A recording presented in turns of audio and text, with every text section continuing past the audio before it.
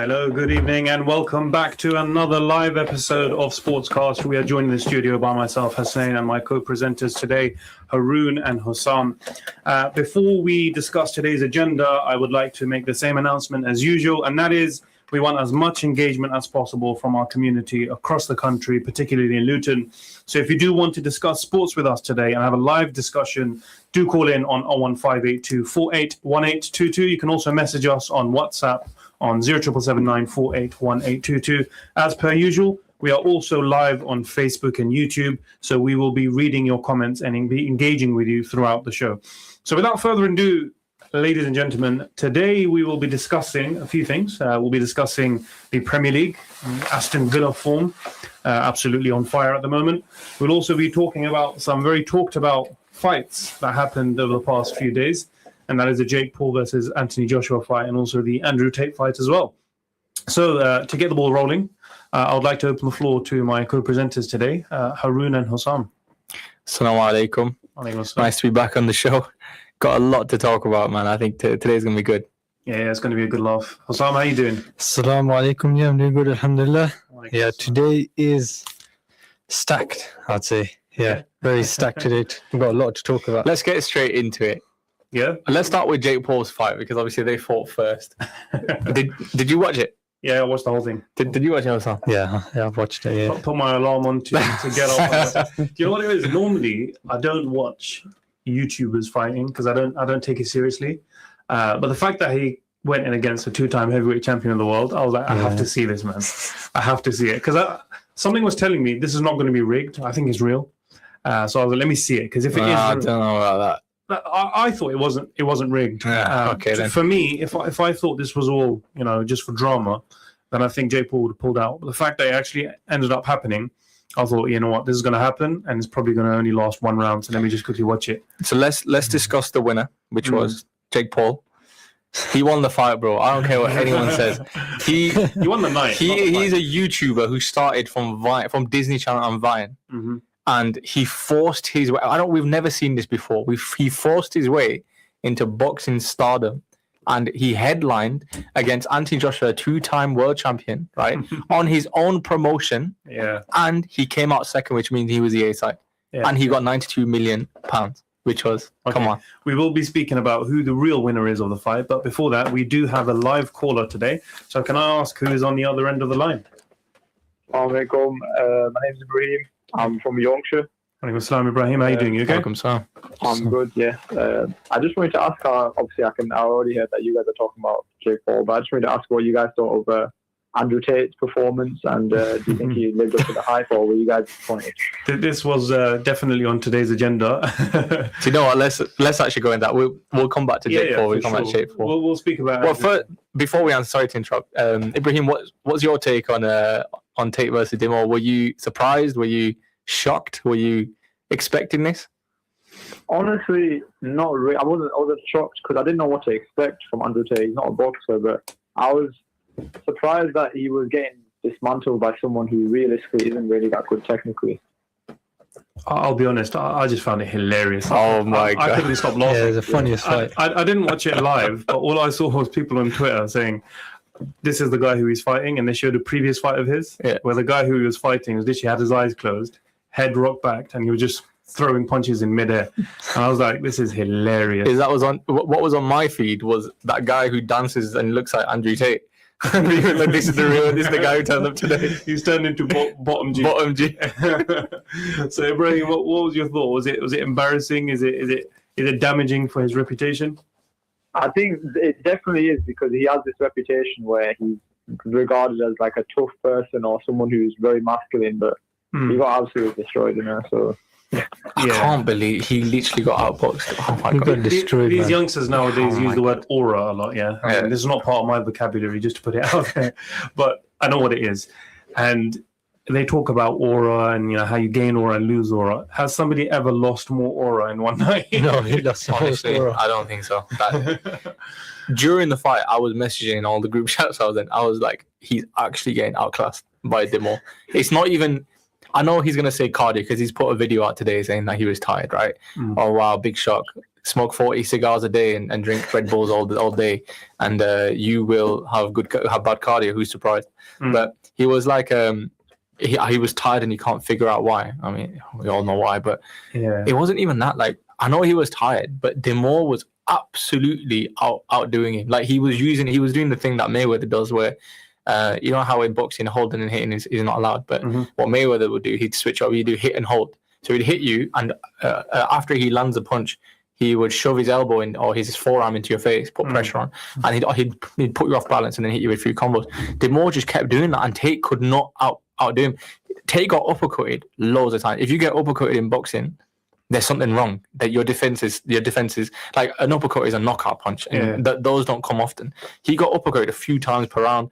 He got cut. Oh my! I can't even believe it. This is a big shot. I'll be honest with you. I've seen Andrew Tate shadow box and spar before, and I wasn't impressed. I'll be completely honest with you. When it comes to boxing, anyway, he looks so easy to get hit, even in the sparring. I don't think so, because he did one video where he sparred against a pro boxer or an amateur boxer.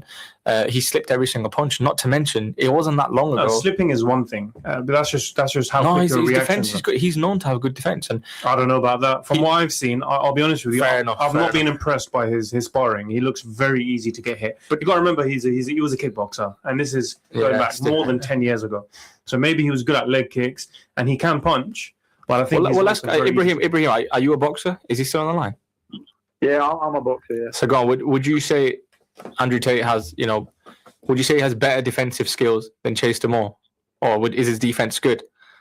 Do you know the level, the standard is so low with these guys?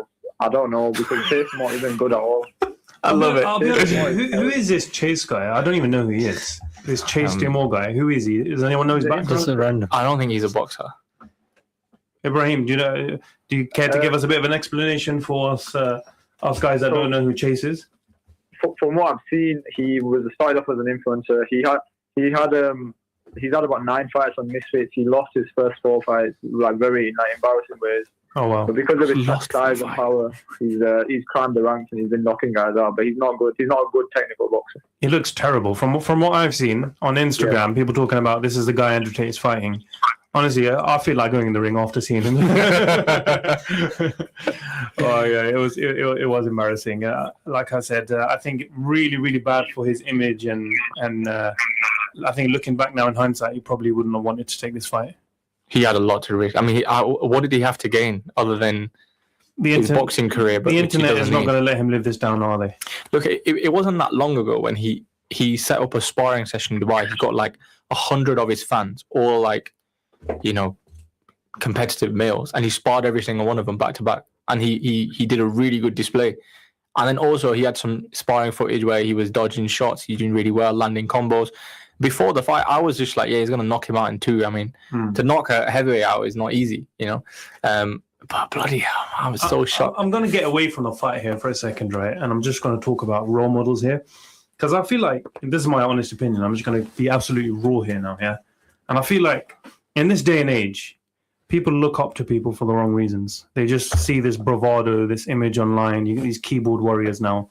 Someone just looks like they don't care, and they're always diminishing others, and they're being rude to others. And all of a sudden, they've got this macho look. Like, basically, aura farming. Yeah, aura farming. Exactly the words kids use nowadays. And honestly, it goes to show that's not what you look for in a role model. There's much more than meets the eye. I mean, you should be looking at good character. When I look at a good role model, a lot of these youngsters, they look at the likes of Andrew Tate. Is that really a good role model? I mean, if I wanted my kids to look up somebody, I'd show them someone like Khabib. If you're looking at somebody that's an athlete, someone to look up to, Khabib is that guy. I mean, look at his mannerisms, his akhlaq, his adab, and the way he carries himself. That's what you should be looking up to.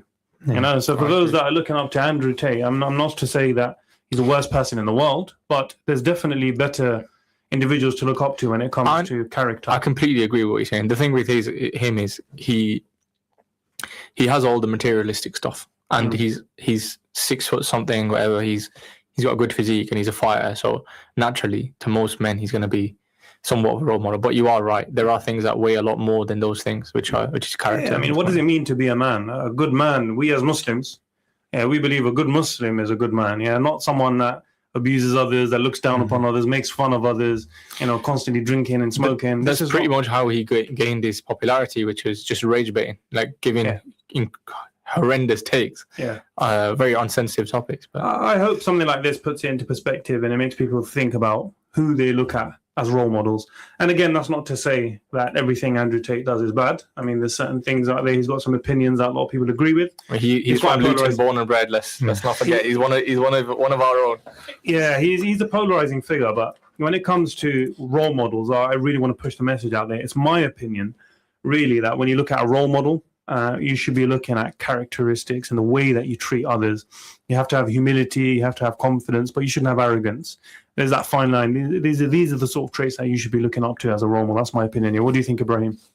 If you're still there. Yeah, I completely agree with you, to be honest. Like, I think a few years ago when I was younger, I looked at Andrew Tate as not necessarily as a role model, but someone who I wanted to be like. But now that I've matured, I don't agree with a lot of the things that he does. And I think he got humble, to be honest. I don't think it was necessarily to do with boxing ability, because I feel like he has the ability to win, but I just think it was like a sign for him that he needs to take it on a bit. Yeah, and did you watch the Jake Paul AJ fight as well, or is that not? Yeah, I watched that, and I really respect Jake Paul for what he did. Honestly, I really respect him. You know what? I agree with you there. I see a lot of people online on Instagram absolutely bashing Jake Paul, and they're so satisfied. It's not warranted, man. I mean, he killed it. I don't think anyone should want someone to get hurt. I mean, if you're a good person, you shouldn't want to see somebody get hurt. They're good people, they're bad people. I mean, Jake Paul, at the end of the day, I see him as a businessman. Yeah. I see him as a businessman, and nobody's doing it better than him. He's a top-tier marketer as well. Absolutely. He's earned more than every active fighter in the world right now, apart from a handful. I mean, Canelo's earned more than him. AJ's earned more than him. Apart from that, I can't think of any other boxer that's earned more than him over the last few years. Yeah. Maybe Tyson Fury as well. Tyson Fury's earned a lot of money. But they're saying he earned over $90 million for this fight. Yeah, it's clever with them. Would you get your jaw broken for $90 million? I would. I'd get my whole body right now. For $90 million, I'd go in there. Come on, man. That could change your life. But let's be honest here. Jake Paul just didn't go in there and not try. I mean, yeah, he did take a lot of dives. Yeah, he did keep on slipping. But what do you expect? That he's fighting a two-time heavyweight champion of the world. He's a cruiserweight. That was the heaviest he's ever been. And he actually landed some shots on AJ. In the first few rounds, he was actually landing jabs. He landed an overhand right. And if he was fighting a guy that was like Gervonta Davis's size, and he landed the overhand right, he would have caused some damage. So, I mean, he went in there. You can tell he prepared. I think it was his heaviest he had ever been. So he got tired quite quickly. And obviously, he got towering figure in AJ. It's not easy to have the stamina. Ibrahim is just getting some interference in there. So, any final words from you regarding the fights before you go? Yeah, I think it was a humbling weekend for a lot of people on the internet. That's all I'll say. Quite satisfying, yeah. Thank you very much, Ibrahim, for your call, and look forward to hearing back from you soon. Thank you. Okay, so now wake up. Can we just look at some of the stats from the fight? So, AJ, he landed 48 of 154 punches, which is 33%. And Paul, he got 29% landing. So it wasn't too far off from AJ. Obviously, Joshua knocked Paul down multiple times. And it was a final blow that actually, I think it broke his jaw in two places. But it looked brutal, didn't it? Did you see the video later when they showed his teeth were literally caving in? Do you know what it is? I fully respect, because you know what it is? He owned the loss. That's the difference. Like, I remember, like, when I straight after he was posting Snapchats or whatever of him just not getting knocked out, and he just, because at the end of the day, bro, he killed it. He literally, for him, there was no way he could lose the fight. I know he lost on record, but he won. I'll be honest, I don't even dislike him. I actually think he's quite funny. I think if I compare him to Logan, I think he's more likable than Logan. Yeah, 100%. Yeah, I agree. I find Logan Paul quite cringy. Jake Paul, he just goes in there. You can tell he's just trying to make money here. He's trying to sell a fight. And ultimately, he's actually got skill. Let's be honest here. For a guy that's and he's got power as well. Yeah, I mean, for a guy that's been boxing for 5 years, he's done well for himself. Wait, speaking of power, do you see that punch where AJ, I think he did a straight into Jake, and he got hit and he dropped, and Jake was like, you can tell he was like, I felt that. I'll be honest with you, but he was still conscious. A lot of fighters would have gone unconscious for that. Yeah. It's not like AJ just touched him. AJ hit him hard, bro. He hit his jaw, and he broke his jaw in two places. Yeah, I mean, Hassam, what do you reckon, Hassam? Yeah, 100%, man. Props to Jake for going in that fight, but man, it was incredible. Yeah. The way I don't think that a lot of people were saying he was rigged. That Anthony Joshua was taking it easy on him. No, he wasn't. I Not at disagree all. completely. He was literally going at But it. there have been He some was going stuff. at him. I'm not saying whether I agree or disagree, but there has been some stuff. No, he So, can't. it's interesting you Can't say that, put on, Hassam. I think in this fight, Jake Paul won in many ways. Why? He won because he got 90 million. Yeah, that's the biggest win. He also won because he lasted 6 rounds against a previous 2-time heavyweight champion. And I agree with you. I don't think it was rigged because I saw AJ going for it, but he was just wildly missing. And he was going for haymakers. So it goes to show Jake Paul actually has some skill that he's able to avoid punches. But it also showed on AJ's side that he's not great, is he? For a 2-time heavyweight world champion. No, you can't say that, man. He just came off like a convincing win from against Ngannou, who's like the heaviest hitter in He didn't. UFC. His last fight was a convincing loss. Wait, who's Against Daniel Dubois. Absolutely knocked out against Daniel Dubois. Oh yeah, I forgot about that. Yeah, that was his last fight. That was his last fight. Come on, let's put it here. His resume is amazing. Yeah, 2-time world heavyweight champion. He's still Anthony Joshua. Yeah, but No, listen. He's getting older now. It's not. But this is my honest opinion about Anthony Joshua. Anthony Joshua is a good fighter in a very poor era. Yeah, he is not that skilled as a heavyweight boxer. You put him in the ring. In my opinion, if you put him in the ring against Tyson Fury schools him, he outboxes him. He got knocked out against Andy Ruiz. He got knocked out against Daniel Dubois. He wasn't in the same stratosphere as Usyk. But no one is though. Yeah, nobody is. But it goes to show Usyk is just levels above. I mean, for a guy to go from cruiserweight to then dominate the heavyweight division, Unbelievable. it tells you, number one, how great Usyk is, but also the other guys aren't that great. I mean, if you compare this era to the 90s, it's not even. The a 90s debate, would man. smoke these guys. Come on, man. Evander Holyfield, Lennox Lewis, Tyson. Mike Tyson. They An would old Mike Tyson, but even he would do really they would well. walk the floor with these guys, man. I mean, I don't think AJ's that skilled. I'll be completely honest with you. He can punch. Yeah, if you see his defense as well against his last fight, he tried to go, but the problem was that the way he got knocked out. If you see, he was trying to he did it overright. He did it right Against Dubois. Yeah, and then he missed that. But then at the same time, he got a hit as well. But No, his defense isn't all that. In As well. that Dubois fight, though, I think he had to go for it because he had already been knocked down a few times before that. Just to give him a bit of defense, he started boxing at 18. So he started boxing late. And you can only get away with that in heavyweight, really. But I think he's done really well. Yeah, he doesn't have. I mean, the issue is I think because he had a high ceiling, and we as Brits really he didn't achieve that. That's why we don't rate him highly in that against the top boxers. I disagree. But, I think around the world he gets his respect. I think I disagree. I think he overachieved. For someone that started at the age of 18, starting boxing that late, to then have a good resume. He's got a good resume at the end of the day. If you look at it like that, but I'm talking about in his early career when people were seeing him boxing, people thought he would be the undisputed heavyweight champion of the world with all the belts, and he'd have that for a long time.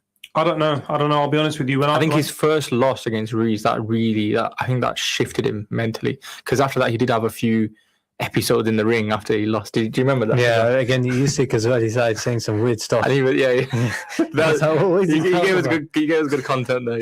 I do find him cringy. I'm not gonna lie. I find him very cringy. Yeah. But it's that London bravado, though, isn't it? Now it goes back to. I remember early on in his career when he was fighting Dillian White. And in the press conferences before the fight, Dillian White used to say, "You're just fake. You just try acting like this humble guy with this character, but I know who you really are." Because Dillian White knew him from day one, back when when they started boxing. And now looking back at those press conferences, I see where Dillian White was coming from. Because I'll be honest with AJ, it does look like this whole persona of him, being humble. It does look like an act. It doesn't. It doesn't seem very real. Because one minute he's being humble, even the recent, and then he just starts squaring up, saying you don't know who I am. Exactly. He's lost his composure loads of times. I remember in the face-off against Dubois, he was like, "Don't disrespect me." And you got up and he started taking. And Dubois didn't even disrespect him. He was just saying he would beat him. And I'm like, this guy's lost his composure, man. Wait, to be fair, are we really going to talk about Dubois and face-offs? Do you remember his famous comment? You know what I'm talking about, right? Where he said to what was it? Who was he fighting? The British guy, Dillian White. No, you're getting confused, bro. You're talking about Derek Chisora. Jerick Chisora, yeah. I know what you're talking about. Yeah. The laxative. Laxative. And he was like, I'm going to go through. The funniest face I've ever so seen. funny. Yeah, that one's hilarious. Now, Dubois, you're thinking about Jerick Chisora. So, yeah, I mean, Dubois is, he's not the most charismatic guy, but he's a good fighter. Ultimately, I think what that fight showed was, in my opinion, AJ is not skilled. For a heavyweight world champion fighting a cruiserweight with a YouTubing background who's only been fighting for 5 years and never faced an elite professional boxer, you should not be going past the first round, in my opinion. Yeah, but you said it had to be entertaining, didn't it? No, but I don't think AJ didn't knock him out because he wanted to make it entertaining. I just think AJ couldn't knock him out in round one because no, I disagree. I think he knocked Ngannou out in 2-3 rounds. Yeah, but Ngannou was coming for him. Jake Paul, he was evading punches, so it's a different style. I disagree, man. Ngannou was trying to knock out AJ, and that played into AJ's hands because AJ's a boxer. So that's why Ngannou got chinned. I don't want to say that it was rigged, but I have seen footage where AJ had clear shots to land a right, but he would go for the body even though he's blocked by Jake instead, and it happened multiple times throughout the fight. But so that this is my. I think it lasted 6 rounds because AJ let it last 6 rounds rather than he couldn't finish it in on the 6 rounds. You can't call that rigged. You could say maybe he was just playing around with it. If it's rigged, he wouldn't have broke his jaw.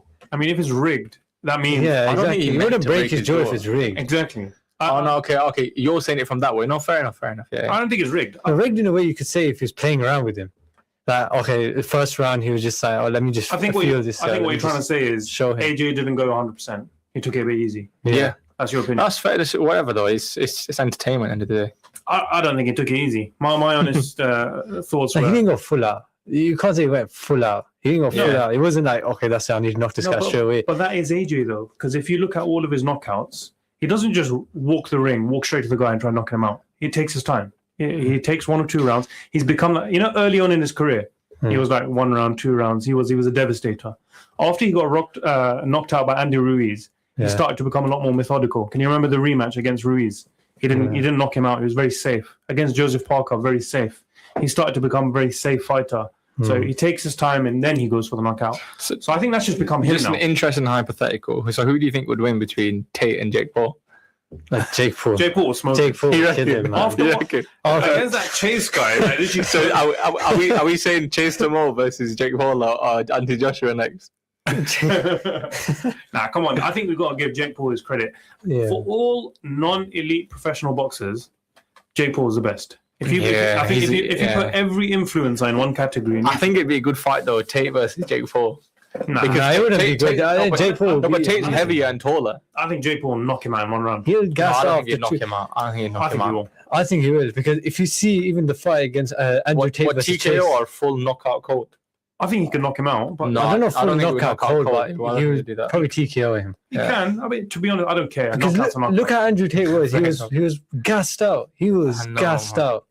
And Chase isn't. It's not even a hard hitter. He's nothing. Yeah. To be honest, let's be real here. Jake Paul's a boxer now. He's not a YouTuber that's boxing. He's a boxer now. The guy bought a multi-million-pound facility in Puerto Rico. He trains full-time like a boxer. He spars with professional boxers, like world championship contenders. He spars with them. This guy's no longer a YouTuber that does boxing on the side, like KSI. KSI is a YouTuber. Sometimes he boxes. He's not. He's nowhere near the level of Jake Paul. He's a terrible KSI boxer, will get killed, man. The way he boxes, he starts everything. He just maybe goes KSI versus Andrew Tate because of the Misfits beef as well. That'd be fun. Maybe that'd be a good fight. That would actually be a good fight. Yeah, that's something. Another quick thing as well: the difference between boxing and kickboxing. I think the reason why Andrew Tate gassed out and lost because with kickboxing. With the kicks, you move off the distance, right? Here, there was a lot of clinches. And I don't think Andrew Tate knew what to do. Yeah, to be honest, he didn't know, in the clinch, he couldn't handle the clinches and he gassed out too quickly. I agree, it's MMA stance, isn't it? Yeah, because you kick, you have to have more distance. Yeah, and your hands are lower as well. Yeah. Your hands aren't always over here. Exactly. If you're on MMA or kickboxing. And I think that's why when I saw his sparring videos, I wasn't impressed because he looks so easy to get hit. Because his hands are always down. Yeah, he wasn't protecting his face too much. And he leans forward as well with his hands down. So when you're leaning forward with your hands, you're going to get hit, man, especially for uppercuts, like Harun was saying. Yeah. I'll be honest with you. Speaking about KSI, He's so dead, man. He just star jumps in the middle of the ring. Yeah, he'll get knocked out. He'll get knocked out. Oh, that's funny. I think KSI doesn't want it. I mean, I'll be honest with you. I actually kind of feel embarrassed even talking about this. He said it in the I know. podcast. He said This it in is the the state of podcast. boxing right now. He said in his podcast that, would you ever fight Jake? He's like this really not quite. It was a few months ago or something. He goes, no, I'm not. Why? He just literally said, no, I'm not. He goes, I'm done. Oh my He days. literally goes, I'm done.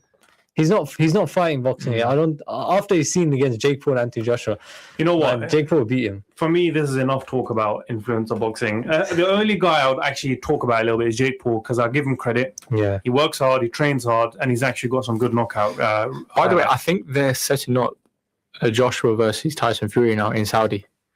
yeah, That yeah, has to happen, though. That has to happen. No, I think that's going ahead. They haven't said that yet, but yeah. we'll talk more about it after the We'll break. speak about it after the break. Please join us after the break. We'll be speaking about more boxing and Premier League action. See you after the break.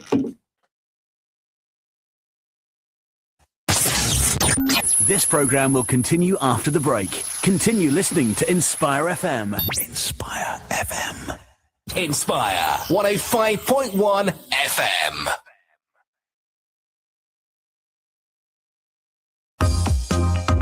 Assalamualaikum, my name is Shamshid Zaman. This is Atik, no comment, Malik. My name is Dawood Masood. Solly Martins. I am Thornja Glenn. I'm PC Hunter. My name is Mushtaq Kouris. My name is Sufyan Sadiq. My name is Chris Nichols. My name is Fahad Matin. I'm Kelvin Hopkins. Nasima Ayub. My name is Peter Adams. My name is Fahad. My name is Imran Clark. Castle Dave Taylor. My name's Sergeant Perry. My name is Riyadh. This is your brother, Raheem Jung. You are listening to Inspire FM 105.1. You know where to keep it tuned. Enroll your child into Learning Stars Nursery and give them the best start possible to their education. Spaces are available now for children aged 2 to 5 years old. This is a safe and secure environment where your child will learn through play. To find out more about Learning Stars Nursery in the Saints area on Montrose Avenue next to St Margaret's Church, LU3 1HT, or to arrange a visit and to meet the staff, call 07588 711 652. Assalamu alaikum, my name is Abid Khan. I'm from Discover Islam Luton. Today I'm supporting the Lugrave Hall Masjid for the Visit My Mosque Day. Keep it locked into 105.1 Inspire FM. Did you see that guy on TV? What, that no comment guy? Yeah, he was sick. What was his name? I think it was Atiq Malik. Yeah, Atiq Malik of Liberty Law Solicitors. Atiq Malik heads up the criminal law team at Liberty Law Solicitors, specialising in everything from serious crime down to road traffic offences. To find out more or for a free telephone consultation, call 01582 459955. Liberty Law, there when you need us most. A large and elegant wedding and events venue in the heart of Luton, catering for up to 1,200 guests, with a 5-star food hygiene rating, plenty of parking, bridal suite, family rooms and prayer facilities. Crescent Hall's the perfect venue for your wedding, events, parties and conferences. We have some great offers for summer. Contact us to find out more. Call 01582 723386. Email bookings@crescenthall.co.uk or search for us online and social media. Crescent Hall, Luton. Conditions apply.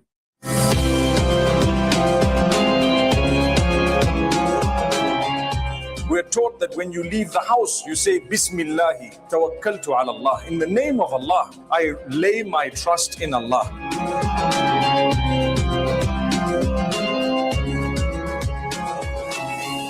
Imagine facing a brutal winter without shelter and under constant attack. From the flood victims in Pakistan to the refugees from Syria, Yemen and Gaza, Families Relief is distributing essential winter aid worldwide to help the poor and needy with poverty, disease and basic necessities. Together, we can save lives. Donate now by calling 0114 365 4454 or visit familiesrelief.org.uk. Act now to make a difference.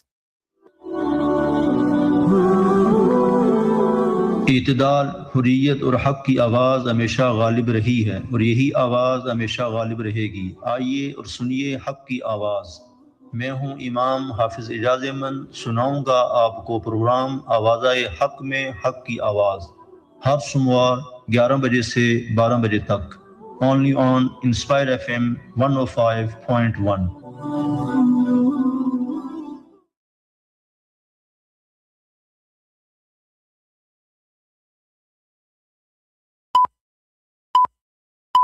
From the studios of Inspire FM, the time is now 7:30.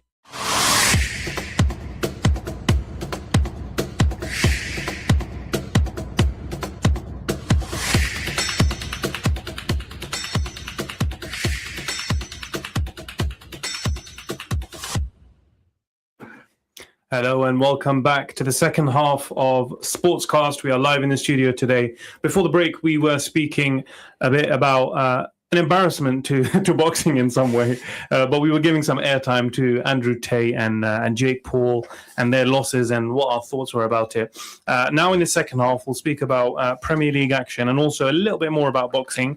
And I want to get the ball rolling about Terence Crawford because Terence Crawford has finally announced his retirement.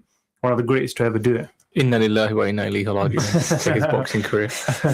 What are your thoughts about Terence Crawford, guys? Where does he rank? It was class, man. I think for a long time it was Crawford versus Spence, and everyone was waiting for them two to fight.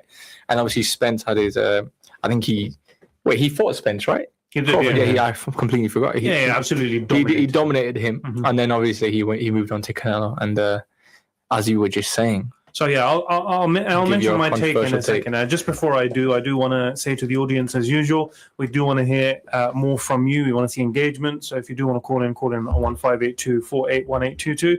You can message us on WhatsApp on 07779481822. We are also live on Facebook and YouTube, so we'll be reading your comments. So please do join us there. So regarding my comment in the break, we'll be having a little discussion on where we think Crawford ranks all time. And I made maybe a controversial point, but this is my opinion, in that I think Crawford has the single greatest win in boxing history, and that was the win against Canelo. And I'll give you my reasons why in a second, but what are your thoughts on that? Disagree already. Do you think it's a blasphemous statement, or do you think it's fair? I think it's borderline blasphemous, yeah. I think so too. What do you reckon, Hassan? Yeah, no, you can't. It's not the single greatest. You think it's not even close? No, I wouldn't say it's not even close, but it's not the single greatest. It's not the single greatest. No. Do you think it's a respectful take, or? No, it's a respectful take. No, it's not respectful. Maybe sometimes some people would take that, but I don't agree with that. Let's debate this. Let's go. All right. Why is it? You have to give your reasons. I'll respond in a second. But why is it borderline blasphemous? First of all, Canelo was coming off a loss against Bivol. He's not prime Canelo. That wasn't his last fight. What he came out. He's not in his prime. That's the whole point. He's not prime Canelo. I think he is. And Crawford's obviously got a lot of the momentum. No, you say Canelo's in his prime. It's not like he's washed and faded. I mean, he's past his prime. He's at the end of his prime, but he's past his prime. Yeah, he's not in his prime. Are you saying prime Canelo? Like prime Canelo is not better than prime Crawford? Is that what you're trying to say? Yeah, Crawford would still beat him, even in Canelo's prime. No way. That's no. I don't think Canelo was a shell of himself. Canelo was at the end of his prime. I agree. There were times where he was better, but it's not like he was a shadow of. But what you're saying is, Canelo at the peak of his powers, right, which is the prime, versus Crawford at the peak of his powers. Crawford wins. Yeah, that's what you're saying. Yeah, I disagree. 100%. I disagree. I have zero doubt about it as well. The reason why I think you're overlooking Canelo's career. Can you not remember what happened with Mayweather and Canelo? Can you not remember how easy Mayweather made it look? Mayweather fought Canelo before he hit his prime. Yeah, but that was an up and coming Canelo. But he had 43 fights. He was. But it wasn't Canelo at his peak. Are you telling me the Canelo that fought Mayweather and Crawford was an absolute shell of prime Canelo? No, he just wasn't prime. That's it. Yeah, but he wasn't prime. But it was so one-sided.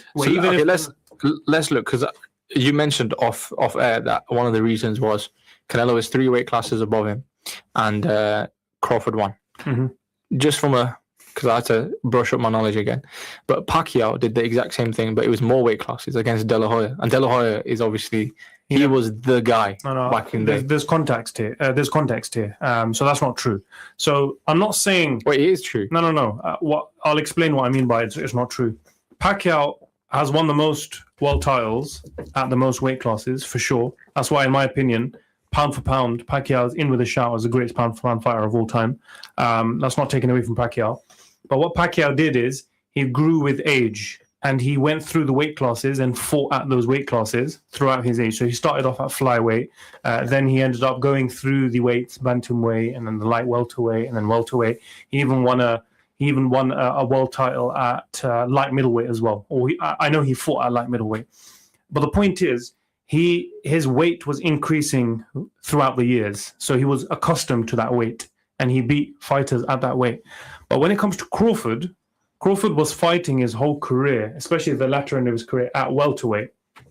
And then he fought a guy that is naturally probably 30 pounds heavier than him. This is unheard of in boxing. And it's not just a guy that is somehow holding a world title and he's an okay fighter. We're talking about an all-time great fighter. I mean, Canelo is in with a shout as one of the greatest middleweights in the history of boxing.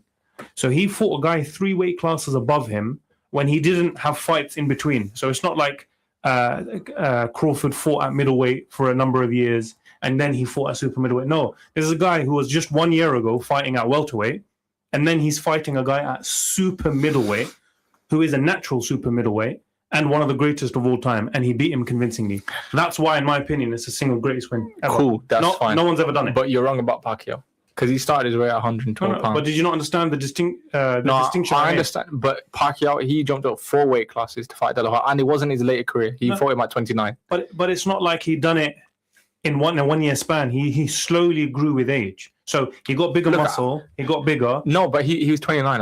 I don't think you can, because in his later career he was a lot heavier. There's no doubt about that. But let's not forget, he stopped De La Hoya. He forced a corner loss. Like, come on, 4 weight classes. Absolutely, bro. If you're having a debate here, who's great all time, just for argument's obviously sake, Pacquiao wins. No. For me, pound for pound, Pacquiao has way better resume and legacy than Crawford. And I think we're also not mentioning Ali versus Foreman. Conley. He came out of prison. Foreman just beat Joe Frazier, who Ali struggled against, and he fought him in Africa in 50-degree heat. And then he, like people were crying before the fight, because they thought George Foreman was going to kill Ali in the ring. And George Foreman was like, I'm trying to kill him. I'm a massive fan of Ali. I know too well about that fight. Yeah. I think that fight, in terms of the history books, will always be remembered way more because of the significance of who Ali was. I think that's arguably the fight of boxing history. No. Look, there's 2 different things here, right? I want to make you understand where I'm coming from here. There's one that is a legacy fight that is more talked about and is more respected. So I agree. And when you're talking about the history books and you want to pick one fight to talk about, this fight represents boxing history. Yeah. But your reasoning is the same, which is Crawford, he overcame crazy odds to win the fight, right? So did Ali. No, but he fought a heavyweight at the end of the day. They're in the same weight class. It doesn't matter. At the end of the day, he didn't fight for 3 years. It doesn't matter. Ali's Ali. Ali was people were already saying he was the most. You can't say that, man. People were already saying you Ali can't say was the most. If you're out of the game, it takes a lot to get back in the game, and he was out for 3 years, and he was in prison. That wasn't his first fight coming back, by the way. And I don't, by any means, want to try to diminish what Muhammad Ali. In my opinion, he's the greatest boxer of all time, Muhammad Ali. Yeah, and his greatest win is the Rumble. You're gonna chime in here? No, I was gonna say, if you're talking about the prison thing, that's like saying, like Mike Tyson, when he came out of prison, he fought. What was his name? Douglas. Yeah, I think it was, and he just smoked him. So I don't think you should bring the prison thing into conversation here as well. But I do agree with him more. Okay. In some that the Crawford it's not the single greatest. I think it's the most. When I say the single greatest, I'm talking about how impressive it is. The most impressive. That's different. No. Greatest. This is what I mean by it. Yeah. So when I say I never said it's the greatest. I said it's the single greatest achievement. I said, and what I mean by that is how impressive it is. So you're saying Jake Paul, Mike Tyson doesn't make the cut? Oh, come on, man. I know you're an old man. I know you're trolling here. I don't think there's been a win more impressive than Crawford's win against. No, fair enough. I think it's a fair take. I need to look into it, to be honest. But I do think if I did look into it, I think it'd be very easy to have about 5 to 10 fights better than that one. When it comes to sports, I'm telling you, man, I'm a historian. Oh, cool. I'm a historian. Let me do my research. But anyways, we'll move on to the next topic. But the point here was one of the all-time greats, Crawford, has retired, legend of the game. I think his place is cemented as one of the greatest fighters of all time. Where you have him, that's your own debate. Just to add something on, right? This is the sad thing with boxing. I think it's dying, right? And then Crawford leaving the game is just it's almost like the nail in the coffin for the boxing sport. I think he's the fighter of this generation. You know, I don't know about that one because he was inactive for quite a long time. Post Mayweather, who would you say is the best? I think it has to be one of the heavy. No, Usyk. Nah, Crawford for me. I think. Yeah, no, Crawford. He's done it for longer, man. I mean, come on, Usyk. He's yours. Yeah, no, for me. No, Usyk, the way he did it, man. Defeated the undefeated Fury. Fury is undefeated. Not to mention he beat Joshua in England as well. I think even Fury in England too. No, the way wasn't Fury undefeated before he fought. He was. Exactly. That's Fury versus Usyk for me. I was like, I don't know where this is gonna go. I thought Fury would win because say Fury's gonna win. Yeah. Look, I'm not gonna argue with you too much because I think the conversation is Usyk and Crawford for me. So if you say Usyk, I can respect it and fair enough. If you think he is the Crawford was inactive for such a long time though. I remember he didn't fight for ages. No. He's been active, bro. A few years ago. I think Crawford is the most underappreciated fighter that I he is, and not a lot of people talk about him. You don't hear Crawford. So I want to give him his flowers because I think technically, skill-wise, he's in a class of his own. Yeah, he's very underrated. A lot of people don't talk about him. Would you say the opponents he fought was better than Usyk's? No, I think. Yeah, there you go then. Usyk over a 4 to 5 year stretch, he's beat Fury twice, he's beat AJ twice, and he's beat Dubois twice. And not to mention, the meme. I'm Phil. Come on, that alone just edges him for me, Nah, I agree. Crawford doesn't have the most stacked resume. I'm just talking about skill-wise because I appreciate skill. No, I do agree. So I think Usyk obviously is very skillful, but what Terence Crawford brings to the ring in terms of skill, I think people just don't realize. Just a little side point, right? Did you ever see a boxer called Guillermo Rigonda from Cuba? Yeah, Rigonda. Yeah, I'm saying his name wrong. Rigonda, He, for me, is one of the most skillful fighters I've ever seen in my life. Another guy that is one of the most skillful is Lomachenko. And they actually fought and Lomachenko won. And I think the thing with Rigonda was he never got his big shot except for Lomachenko. And I think there's a whole thing. I think he came out and said that the sport is rigged and everything, whatever that is, right? But I remember watching him, and when I was younger, I was like, "This guy, they call him the Jackal for a reason, or in and out." No, I agree. Level. Amazing, underappreciated fighter. Yeah. So Cuban fighters do it different, and same with Mexican. I think they just have something special in their blood. Yeah, they've got it in their gene. But now the Soviets, though, I mean, you've got the Klitschko brothers, Usyk as well. It's just different gravy. Yeah, now Usyk for sure. When it comes to heavyweight, I think he's the greatest heavyweight since Lennox Lewis. Usyk. I think Usyk is amazing, skillful fighter. But yeah, we've given a lot of time to boxing today, which is great. We've had a lot of discussions, but we definitely do want to speak about the Premier League as well. Speaking about the Premier League, I want to start with Aston Villa, man. Yeah, 10 wins in a row. Emery, do you know how unbelievable that is? 10 wins in a row. I think it's the first time in like nearly 100 years they've done that or something. Yeah, I don't know how many years it is, but it's close to 100. They did it for a very long time. Yeah. Wow. What do you know?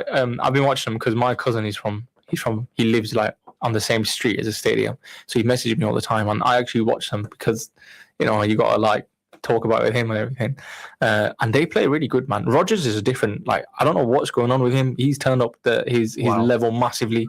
Arguably the best English player this season. Yeah. No, I definitely 100%. agree with that. Yeah. Like for some reason, Palmer is getting his flowers, and I mean his name's nowhere near the spotlight as he was in previous seasons. But Rodgers deserves, man. He deserves to be there in the England lineup, in my opinion. This is what I wanted to ask. I mean, but I remember when we started Sportscast not too long ago. One of our first episodes, we were discussing who we think should be in the England starting 11, and we were talking about the number 10 position and how competitive it is. And we mentioned 3 names. We mentioned Cole Palmer, Jude Bellingham, and Phil Foden. And rightfully so, for a long time, those were the 3 names for the number 10 in England lineup. Now you add Morgan Rogers in there. Arguably, he's the first in that list right now. But we have to wait for a bit because you have to understand this is just beginning. You never know. Maybe a month's time he might fall off. No, there's a lot of players. It happens to them. If, for example, now we're saying Morgan Rogers, number 1 now. 1 month, 2 months time, he might not score any goals. He might not assist. He might play. I think it doesn't matter about the system, but you've confidence is a big thing in football. Yeah, exactly. Massive thing. If a player can walk on the pitch and think I can make a difference, that's the edge when it comes to professional football. It's sometimes not even about ability or anything. If you feel like you can achieve something, then you need a match winner, isn't it? Yeah, you need a match winner, and that's why Rodgers, if he's feeling like I'm the guy for Villa because he scored 2 goals against Man United, which back in the day that'd be a big achievement. Maybe not anymore. Speaking about United, You're a United fan, so how does it feel to get another loss? I'll speak about United in a little more detail, but I don't think we should gloss over this topic too quickly, because I wanted to speak about his number 10 position. I wanted to quickly ask you. Don't worry, I'll answer your question about United form at the moment. But who would your take currently be for the number 10 position in the England starting 11 for the World Cup? So I'm going to quickly run through them, right? Palmer's obviously not performed at the level he is, and neither are Chelsea. He's put in the FIFA World 11, which I think I fundamentally disagree with, and it's only because of the fact that he performed really well in the Club World Cup and scored in the final. Jude Bellingham, he's not currently playing as a 10 in Real Madrid. He's all over the place, kind of like as a 8 and a 10. And then you've got Phil Foden, who's kind of turning it up a notch, but in my opinion, I think Foden has a high ceiling, but he's proven time and time again when it comes to pressure situations, he doesn't always turn up. And I'd probably say it's maybe a 50% chance or even less that he turn up. So maybe it's time that you can let Rodgers take the seat. Okay, interesting. We'll discuss this a little bit more, but we do have a caller. So let me see who's on the other end of the line. Hello, who are you speaking to? Hello. Hello, who is this? I recognize this voice. My name's Skanda. How's it going? Sikandar. And are you on in the car at the moment? It sounds like you're in the car. Yeah, I am. So I was just driving. That's okay, Sikandar. Don't worry, we won't snitch you up. So Sikandar, what did you want to discuss today? Well, you sent me a message to talk about the Andrew Tate fight. Okay, and what did you want to discuss about Andrew Tate? What were your thoughts? I think there was actually nothing to discuss apart from that he can't box. That was much it. I think everybody witnessed the whole show, and it was literally like watching a cheap version of Jake Paul versus Anthony Joshua.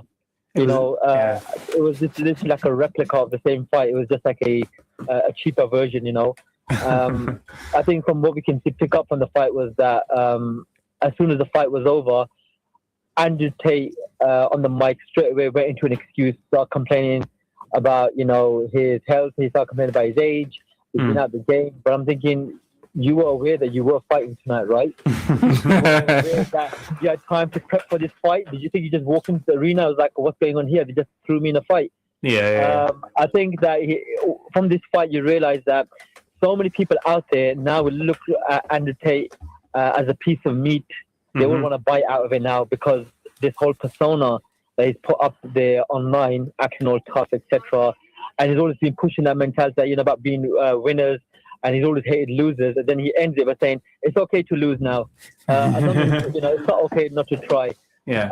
So I think the punches to the head really got to him. He doesn't know which kind of character he was in. Was he Andrew Tate or was he being top G? He was totally lost it. Yeah. But what I know that a lot of fighters look at this and be like, you know what, let's just take Andrew Tate as a fight. It's an easy fight. Let's get the name out of it and move on to another meaningful fight. Andrew Tate is not meaningful anymore, and plus, you won't really make money out of it because the real money, like I said, are people like Jake Paul now who are not, the best at the sport, but the kind of fighters they go up against. I mean, think about it. Andrew Tate went up against a misfit fighter, and Jake Paul went up against a heavyweight champion. Yeah. The difference there, Jake Paul, who hasn't got much skills in boxing, he's been learning as he goes along, and Andrew Tate, who called himself a kickboxing world champion, etc. I mean, it literally looked like that the way Andrew Tate was fighting, we expected Jake Paul to be that, and the way Jake Paul was fighting, we expected that kind of level from Andrew Tate, but it was literally vice versa. True. You're kind of echoing our words earlier in the show, Sikandar. Completely agree with you. I think the panel are all nodding their head at the moment. It was quite damaging for Andrew Tate's reputation. And earlier on in the show, I was mentioning how a lot of people look up to Andrew Tate, and perhaps it puts into perspective who we should really take as our role models. And we should be looking at, the character of one's individual rather than just trying to, suck up to somebody for the sake of clout. No, 100%. I think one thing people can witness from this fight as well is that just because you're on the whole Andrew Tate flex, you follow Top G, etc., and you rate him, just because you follow him doesn't mean you can fight. I think that's a lot of things people got confused. They were all trying to be like Andrew Tate. Good point. But it doesn't mean you can fight. It's just like those people that do weightlifting. Just because you can lift weight, just because you can look big, doesn't mean you can fight. Absolutely. There's a difference in that. And like I said, with Andrew Tate, with this whole persona, like I said, when he got beat, he didn't even know who he was trying to be. He tried to be the humble, trying to be advised. It's not okay to be a loser all of a sudden. When his whole journey be like, he looked down on losers, looked down at people that were working hard that still can't make it in life. But now he's saying to you, it's okay to be that as long as you tried, Yeah, this is a big. And that just shows how fake he really is. But I've said this numerous times that I think we've had many discussions. People around the country, around the world, talk about it as well. But there's nothing Andrew Tate puts on the table that's new for people to jump on and think that that's the kind of role model you need to be. Like whatever life's going to throw you in the future, the way the world's going to move. Like I said, the best example of how to be a tough, strong man, is like the Prophet ﷺ. That is the best example. There's nothing left to come in this world that can be challenged up against that character. Absolutely. So very well I think said. that Andrew Tate has sold himself out, saying that to everybody, it's okay to be normal now. It's okay not to be top G. I mean, the fact that he had to go straight into the excuses, the fact that this is what the government did to me, I've been out of it for 10 years. It's something you were aware of all of this before you went into this fight. How is it that you overlooked that? Very bad strategy. And like I said, thank God, Andrew Tate should go, thank God that he didn't go up against any of those mid contenders or top contenders, because you saw his performance. He kept bowing down to one knee. That's what you call a defeated man. When you look at that image, it's like he's defeated. He hasn't got nothing in him. It's all talk. To be fair, I mean, he lost against a low-level guy. Forget mid. He lost against a low-level guy. Let's be honest. Yeah, the guy has OnlyFans, by the way.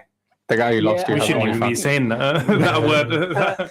The thing is, that if you've ever watched the movie A Bronx Tale, right, one of the scenes where Robert De Niro says, the working guy is the tough guy. Yeah. Right? Let that be known to all the listeners out there, to the working people out there. You're the real tough guys. There's nothing Andrew Tate's got that you think you need to embody into your life to make it. Like I said, the race is long. As long as you're striving, working hard, you'll get there. People like him, just got there, take a shortcut, jump in. And like I said, when he came up against, not even like you said, a real competitor, very low competitor, and he just got put to his knees. I mean, that image bowing down, defeated. Yeah. That is not top G. Or someone's comment said, that's bottom G. Very well said, Sikandar. Thank you very much for your call. We are short of time, otherwise we'd love to speak with you for a little while longer. But I think very, very passionately said and very true words as well. So thank you very much for your call. Take care, bro. Take care. Assalamu alaikum. Very, very good points made by Sikandar there. I think we all agree with his statements there. Very, very well said. Just to end the show, we were speaking a little bit about football, so let's dedicate the last couple of minutes towards that. Haroon, you were mentioning your pick for number 10 in the England position. I agree with you. I think at the moment, based on form and what you can bring to the pitch, definitely Morgan Rogers is up there. I think when you were speaking about the character that can win you a game, for me personally, I always think Jude Bellingham.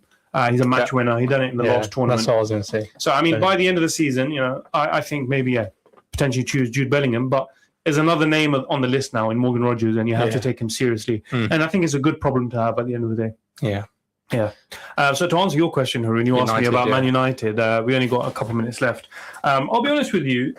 The way Man United played last season and the beginning of this season, I think they've had some stability since then.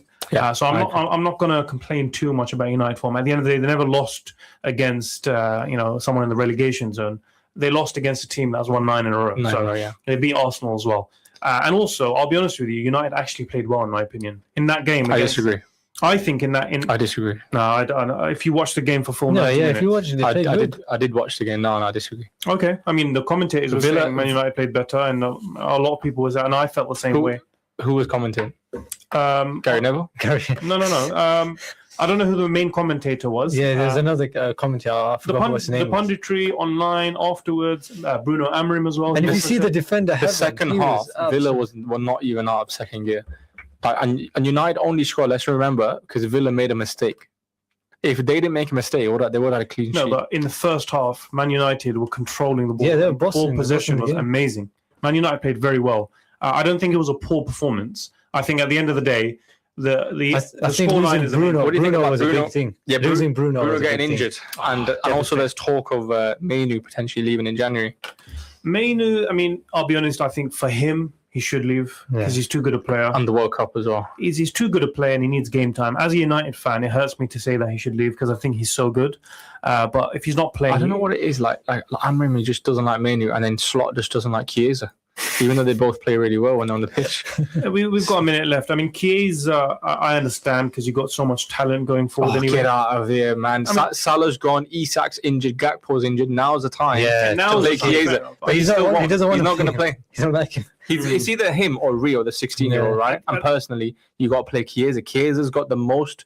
He's the most clinical player off the bench. I think you have to back the manager at the end of the day. I mean, I think once you trust blind follow the manager. No, we can't do that. It's not blind following. I mean, if you once a manager has a proven track record, you trust him. I mean, it's not like you're trusting a random guy. 7 losses in a row? It's the guy that won you the league last season, which was Klopp's team. Yeah, but he had to win it. He had to win it. How many managers have inherited good teams and not won? We've only got a few seconds left of the show. It was another show that potentially went too quick for us today. We discussed a lot about boxing, a little bit about football, but do join us next week. We'll be discussing more sports and more Premier League action. See you next week. Have a good week. Take care. Bye.